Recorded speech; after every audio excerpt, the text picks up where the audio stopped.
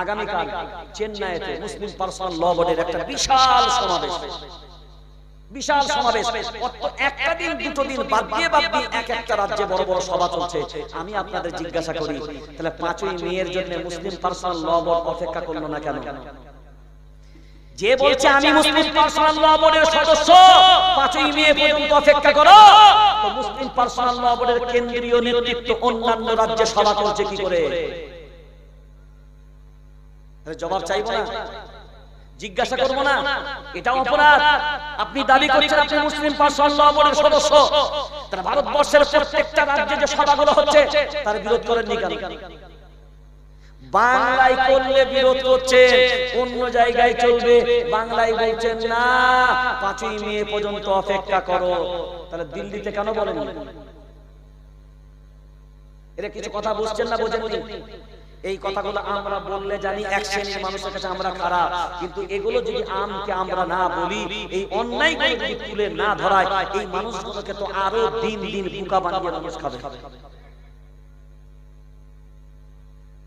এবার বলেন, বর্তমান সময়ে আন্দোলন থেকে পিছিয়ে আসার কোনো অবকাশ আছে? জোরে বলেন, জোরে। কোনো অবকাশ নেই। একটা জায়গায় আমাদেরকে এক হতে হবে, সব দল ভুলে যাব, মত ভুলে যাব, কালার ভুলে যাব, রং ভুলে যাব, সব অন্যায়কারীদের বিরুদ্ধে ঐক্যবদ্ধভাবে সোচ্চার হব। পারবো ইনশাআল্লাহ, পারবো ইনশাআল্লাহ। আমরা এখান থেকে বলছি, এই যে কাগজটা, এটা একটা জমি, ধরুন এটা হলো ওয়াকফ সম্পত্তি। 1 বিঘে কয় বিঘে?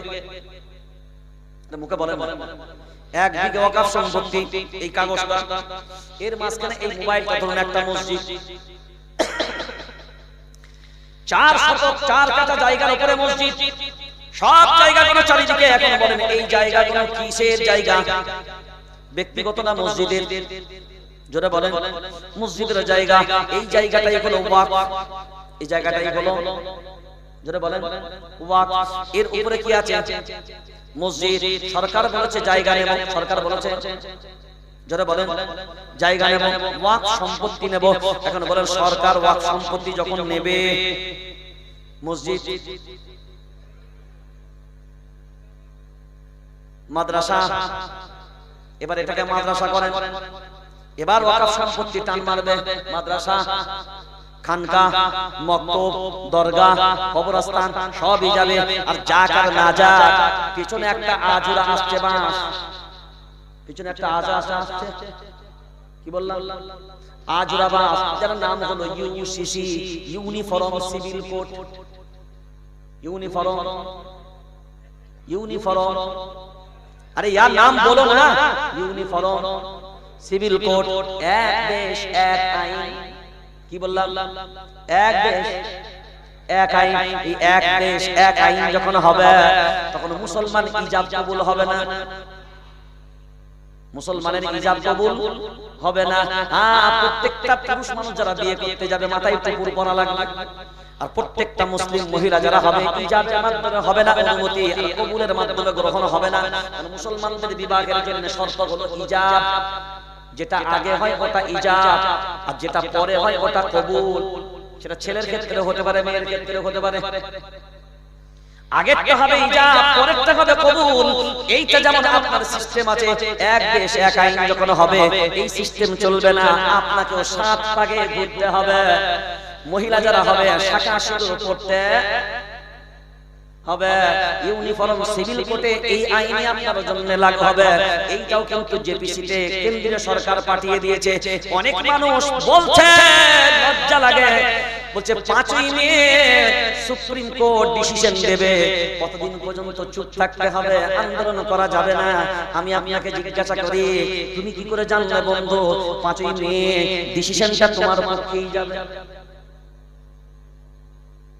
বুঝতে পারেন নাই? তাহলে এইটা যদি বুঝতে চান, একটু ইতিহাসটা পেছনে ফিরা যাক। বাবরি মসজিদের সময়, বাবরি মসজিদের শুনানি কোথায় হয়েছিল? জোরে বলেন, কোথায়? সুপ্রিম কোর্টে। কোথায়? জোরে বলেন না, কোথায়?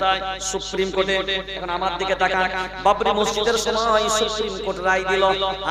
1942-44 সাল পর্যন্ত আমরা দেখেছি বাবরি মসজিদে নামাজ হতো। এই যখন ক্লিয়ার গেল তখন নামাজ রত আবাদিত মসজিদ ছিল বাবরি মসজিদ, তাহলে এই রায়টা কাদের পক্ষে গেল?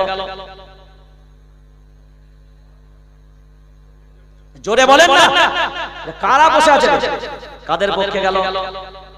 জোরে বলেন।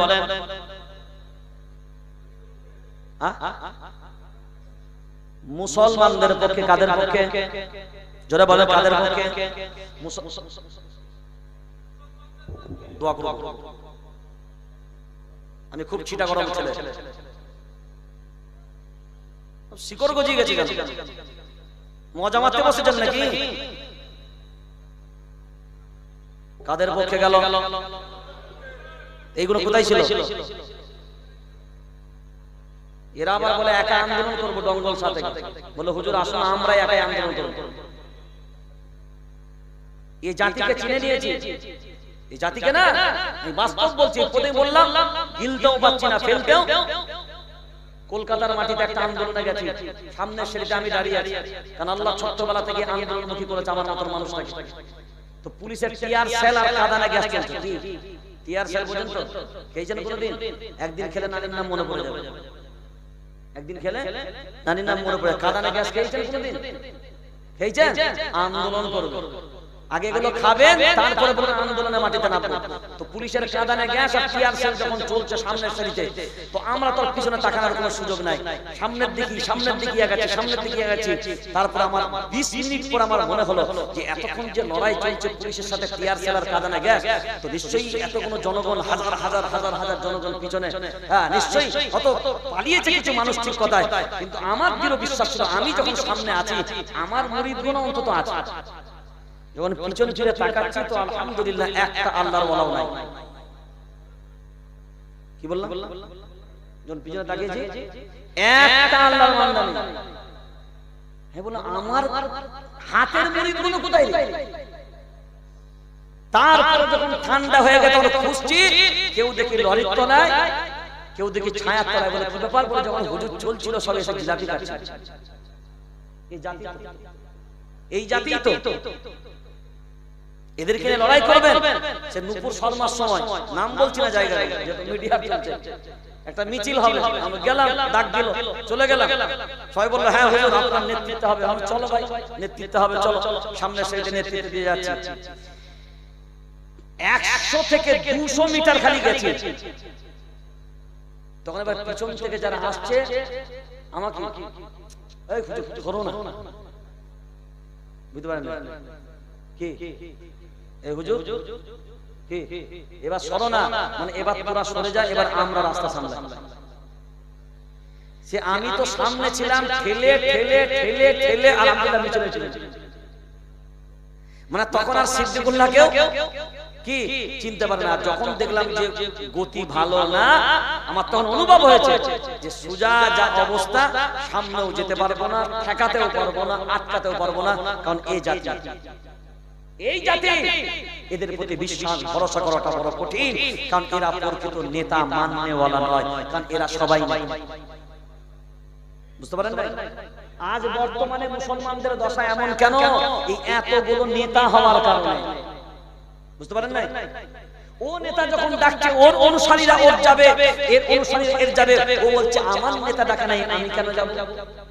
আমাদের এটাই তো হচ্ছে, আমাদের অবস্থা এটাই হচ্ছে। কেউ মনে করলো এই আন্দোলনটা আমাদের নয়, তো আন্দোলন তোর নয়, তোদের নয়। তোকে কে বলেছে ওয়াকফের আন্দোলন কি তোমার না আমার? তবলিগের না দেওবন্দি? তোমার জামাতে মানে আমার জামাতে? তাহলে এক জামাত যখন করে আর এক জামাত বিরোধ করো কেন? এগুলো বুঝতে হবে যে যত বড় বড় মানুষ হোক না কেন, বিরোধ যখন করবে বুঝে নিতে হবে এ অন্যায়ের বিরুদ্ধে যখন নয়, এ ন্যায়ের বিরুদ্ধে যখন গেছে, এ হতে পারে না। এ যেমনই পরিচয় হোক না কেন, এ মুরতাদ। এটা তো মুরতাদের অভ্যাস।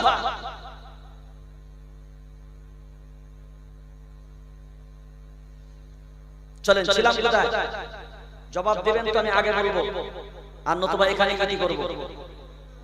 বাবরি মসজিদের হ্যাঁ এই ওয়াক্তটা বুঝতে গেলে বাবরি মসজিদের একটা ছোট্ট ইতিহাস বুঝতে হবে। এখন বলেন তাহলে মসজিদে নামাজ হতো, এটা যখন ডিক্লিয়ার হলো কাদের পক্ষে রায় গেল? মুসলমানদের পক্ষে রায় গেল। 2 নম্বরে সুপ্রিম কোর্ট জাজমেন্ট দিল। হ্যাঁ সুপ্রিম কোর্ট জাজমেন্ট দিয়েছে, জাজমেন্টের কপি আমাদের কাছে আছে। সুপ্রিম কোর্ট জাজমেন্ট দিল মসজিদের ভিতরে যে মূর্তি ঢুকানো হয়েছিল এটা অন্যায় ছিল। এটা জোরে বলেন অন্যায় ছিল। তাহলে এই রায়টা কাদের পক্ষে গেল? যেমনি দুটো রায় মুসলমানদের পক্ষে গেল। দেখেছিস তো এবার যাচ্ছে, এবার তো খালি বলবে বাবরিটা তুলি। এই মানুষগুলোর জন্য যারা বলছে 5ই মে সুপ্রিম কোর্ট তো বাই দেবে বলেছে, এখন কি বলার দরকার আছে? তো বাবরি মসজিদের সময় এতগুলো রায় তো আগে বলেছিল, তো লাস্টের রায়টা কেন তোমার বিরুদ্ধে গেল?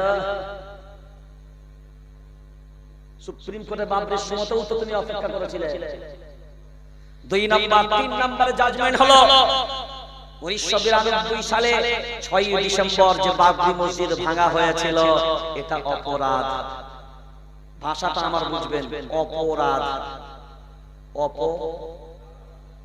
হ্যাঁ এই শব্দটা ভালো করে বুঝবেন, তবে তাৎপর্যটা বুঝতে পারবেন। আচ্ছা যেটা অপরাধ হয় সেই কাজটা অন্যায় হয়, তাই তো? তাই অপরাধ, অপরাধ মানে খারাপ কাজ। তো কেউ না কেউ কে করে নাকি? তো অপরাধ যে করে তাকে কি বলবে? চুরিকে চোর বলে না যে চুরি করে তাকে চোর বলে? এরা ঘান্নারা চাবি মুখে বলতে বলছে যে চুরি করে তাকে চোর বলে। নামাজকে নামাজি বলে না, যে নামাজ পড়ে তাকে নামাজি বলে, তাকে নামাজি বলে। তো সরকার আপনার কোর্ট বলছে অপরাধ মানে অন্যায়, তাহলে যারা করেছে তারা অপরাধী নয়? কথা বুঝা বলছে কাজটা অপরাধ, কিন্তু যারা করেছে তারা সব বেকসুর খালাস। বুঝতে পারেন না? কাজটা অপরাধ, যারা করেছে তারা সব বেকসুর খালাস। এখন বলেন যখন অপরাধ বলে দিল, মুসলমানরা বলছে এই তো বাবরি মসজিদ ভাঙাটা অন্যায়, কোর্ট বলছে আমাদের আবার লাফানোর দরকার কি আছে, এই তো আমাদের পক্ষে চলে গেল। 3টে রায় আপনার পক্ষে গেল। এবার মেন রায় সার্ভের রিপোর্ট। সার্ভে মানে ইনকোয়ারি রিপোর্ট, তদন্তের রিপোর্ট। মাটি কুড়ে কুড়ে কুড়ে কুড়ে কুড়ে কুড়ে যা মাটি জড়ো করে সব কিছু ম্যাটেরিয়াল সব চক্রান্ত করে যখন একটাও কিছু কুচৌ পেল না, তখন সার্ভের রিপোর্ট বলছে এই মসজিদের আগে কোনো মন্দির ছিল না। সুপ্রিম কোর্ট জাজমেন্টটা দিয়েছে মসজিদের পূর্বে কোনো মন্দির মানে অন্য কোন ধর্ম স্থান ভেঙে মসজিদ হয়নি। কারণ 1528 খ্রিস্টাব্দে বাবরের আমলের মসজিদ। তাহলে যখন এই কথা সিদ্ধান্ত সুপ্রিম কোর্ট দিচ্ছে মাননীয় জজ মহাশয়রা যে এখানে কোন ধর্ম স্থান ভেঙে মসজিদ হয়নি, তাহলে তো ফায়সালা ওখানেই হয়ে গেছে। কারণ মামলা তো প্রধান মামলাই ছিল যে অন্য ধর্ম স্থান ভেঙে মসজিদ হয়েছে, মামলা তো এটাই। তো যখন সার্ভের রিপোর্ট বলছে এটা ছিল না, মামলা তো খালাস। তাহলে ছিল না মানে মসজিদ ছিল, আর মসজিদ ছিল মানে মসজিদই থাকবে। রায় কার পক্ষে গেল? চূড়ান্ত রায় কার পক্ষে গেল? আপনাদের পক্ষে গেল। এরপরে 5ম নম্বরে যে রায়টা হলো ওটা দলিল ভিত্তিক রায় নয়, ওটা দলিল ভিত্তিক রায় নয়। এবার এইটা বোঝেন, আপনারা বুঝেন, আর যে নেতা বাবুরা আন্দোলনের বিরুদ্ধেতা করবে তাদেরকে বোঝান। এই 5ম নম্বরের রায়টা আপনার পক্ষে গিয়েছিল না বিপক্ষে? সবাই বলে, কিন্তু কেন?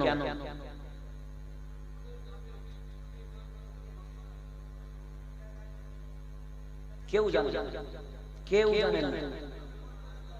ওটা তো রায় দিয়েছে, কিন্তু রায়টা কেন বিপক্ষে হলো আমি কেন তার উত্তর জিজ্ঞাসা করছি, তাও ভুল। এবার শুনে নেন, বেকার আমি বলে দিচ্ছি, শুনে নেন। এই রায়টা 5ম নম্বর রায়টা আস্থার উপরে হয়েছিল, এটা আমি বলছি না। আস্থার উপরে রায় তো হয়েছে, কিন্তু রায়টা ওই পক্ষে কেন গেল সেটার জন্য একটা জিনিস এই আন্দোলনের প্রয়োজন আছে বলো। কারণ তৎকালীন সময়ে মুসলমান পক্ষ মুসলিম পার্সোনাল ল বোর্ড সহ আমরা বলে দিয়েছিলাম যে রায় সুপ্রিম কোর্ট যেটা দেবে আমরা নির্দ্বিধায় মেনে নেব। খুব ভালো করে কথাটাকে বোঝেন আগে। সুপ্রিম কোর্ট যে রায় দিবে, মুসলমান পক্ষ বলেছিল যে রায় কোর্ট দেবে আমরা নির্দ্বিধায় মেনে নেব। আর দেখেছিলেন যেদিনকে সুপ্রিম কোর্টের রায় হয়েছিল একটা মুসলমানের কোনো আন্দোলন হয়েছিল? কথা বলেন না কেন? কারণ মাথা পেতে যা ওয়াদা করেছে তা পূরণ করে মাথা পেতে মেনেও নিয়েছিল। এখন আপনি এবার ফলো করেন, এই যে মুসলমান পক্ষ বলেছিল যা রায় কোর্ট দিবে মেনে নেব, কিন্তু অন্য পক্ষ একটা আওয়াজ তুলেছিল আমাদের পক্ষে গেলে মানব, বিপক্ষে গেলে কিন্তু মানব। এই দুটো কথাকে বুঝবেন। এক পক্ষের দাবি ছিল যা দিবে মেনে নেব, যা দিবে। তাহলে কোর্ট তখনই বুঝতে পেরে গেছে এদেরকে যাই দিই না কেন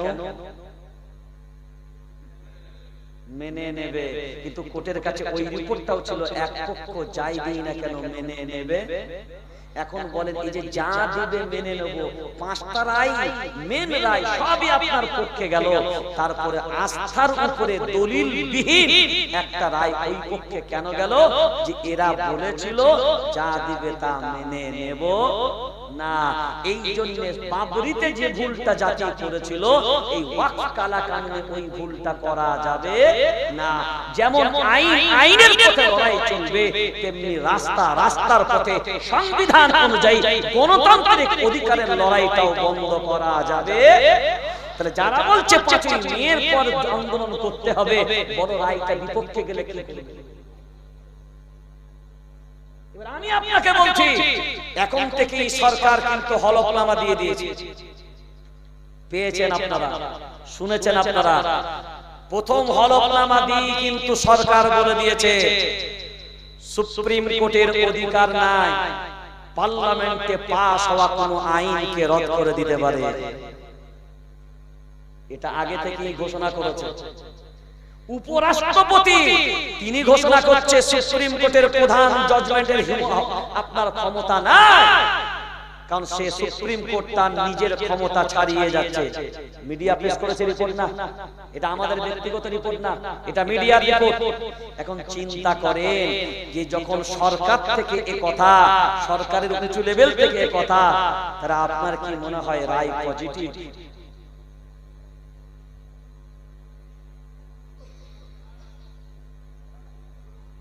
কারণ এটাই হলো উপযুক্ত সময়। আপনাকে মাঠ ছাড়লে হবে, মাঠ ছাড়লে হবে না, মাঠে বসে থাকে। কারণ এই লড়াইটা একটা দিনের লড়াই নয়, এই লড়াইটা একটা সভার লড়াই নয়, এই আন্দোলনটা একটা দুটো সভা সমিতির লড়াই আন্দোলন নয়। এই আন্দোলন হলো দীর্ঘমেয়াদী আন্দোলন, ধাপে ধাপে সিদ্ধান্ত নিয়ে আন্দোলন। কারণ এই আন্দোলন ততদিন পর্যন্ত চলবে, এই কালা কানুন যতদিন পর্যন্ত রদ না হবে ততদিন পর্যন্ত আমাদের আন্দোলন চলছে। আর যতদিন পর্যন্ত কালা কানুন প্রত্যাহার না হচ্ছে ততদিন পর্যন্ত আমাদের আন্দোলন এককভাবে চালিয়েও যেতে হবে। এই কালা কানুন যেমন আগেও মানিনি, আজকেও মানছি না, আর আগামীতেও আমাদের আন্দোলন একদিনের না, আমাদের আন্দোলন 5 মিনিটের না, আমাদের আন্দোলন একটা সবার না। তাহলে আমাদের আন্দোলন যেটা হবে কোরআনকে বাঁচানোর লড়াই, হাদিসকে বাঁচানোর লড়াই, ফতোয়া শরীয়তকে বাঁচানোর লড়াই, ভারতবর্ষের সংবিধানকে বাঁচানোর লড়াই। এই লড়াইয়ে যারা শরীক হতে পারবে না, বিরোধ করতে হবে, বিরোধ করবে, বুঝে নিতে হবে এরা দেশের শত্রু, এরা কোরআনের শত্রু, এরা শরীয়তের শত্রু, এরা হাদিসের শত্রু। কারণ এগুলো সব দলিল ভিত্তিক আপনাকে দলিল দিয়েছে যে এর সাথে কোরআনের সম্পর্ক, এর সাথে হাদিসের সম্পর্ক, এর সাথে ফিকহের সম্পর্ক, এর সাথে ভারতবর্ষের সংবিধানের সম্পর্ক। সেই জন্য একটা আন্দোলনই বড় ফ্যাক্ট নয়। এখন আমাদের সবথেকে বড় প্রয়োজন যেটা হবে আইনের প্রসেসে যেমন আইনি লড়াই চলবে। কারণ মুসলিম পার্সোনাল ল বোর্ড তাদের সাথে আমি যে কটা মিটিং করেছি, তাদের কেন্দ্রীয় নেতৃত্বের সাথে মিটিং করে যেটুকু আমি বুঝতে পেরেছি, আইনের লড়াই আমাদের আইনের পথে চলবে, আর রাস্তার লড়াই আমাদের রাস্তার পথে চালিয়ে যেতে। আগামীকাল চেন্নাইতে মুসলিম পার্সোনাল ল বোর্ডের একটা বিশাল সমাবেশ, বিশাল সমাবেশ। একটা দিন দুটো দিন বাদ দিয়ে এক একটা রাজ্যে বড় বড় সভা চলছে। আমি আপনাদের জিজ্ঞাসা করি, তাহলে 5ই মের জন্য মুসলিম পার্সোনাল ল বোর্ড অপেক্ষা করলো না কেন? যে বলছে আমি মুসলিম পার্সোনাল ল বোর্ডের সদস্য, 5ই মে পর্যন্ত অপেক্ষা করো, তো মুসলিম পার্সোনাল ল বোর্ডের কেন্দ্রীয় নেতৃত্ব অন্যান্য রাজ্যে সভা করছে কি করে? জবাব চাইবো না, জিজ্ঞাসা করবো না? এটা অপরাধ। আপনি দাবি করছেন আপনি মুসলিম পার্সোনাল ল বোর্ডের সদস্য, তাহলে ভারতবর্ষের প্রত্যেকটা রাজ্যে যে সভাগুলো হচ্ছে তার বিরোধ করেননি কেন? বাংলায় করলে বিরোধ করছে, অন্য জায়গায় চলবে, বাংলায় বলছেন না 5ই মে পর্যন্ত অপেক্ষা করো, তাহলে দিল্লিতে কেন বলেন? এরা কিছু কথা বুঝছেন না, বোঝেননি? এই কথাগুলো আমরা বললে জানি এক শ্রেণীর মানুষের কাছে আমরা খারাপ, কিন্তু এগুলো যদি আমকে আমরা না বলি, এই অন্যায়গুলো যদি তুলে না ধরায়, এই মানুষগুলোকে তো আরো দিন দিন বোকা বানিয়ে মানুষ খাবে। এবার বলেন, বর্তমান সময়ে আন্দোলন থেকে পিছিয়ে আসার কোনো অবকাশ আছে? জোরে বলেন, জোরে। কোনো অবকাশ নেই। একটা জায়গায় আমাদেরকে এক হতে হবে, সব দল ভুলে যাব, মত ভুলে যাব, কালার ভুলে যাব, রং ভুলে যাব, সব অন্যায়কারীদের বিরুদ্ধে ঐক্যবদ্ধভাবে সোচ্চার হব। পারবো ইনশাআল্লাহ, পারবো ইনশাআল্লাহ। আমরা এখান থেকে বলছি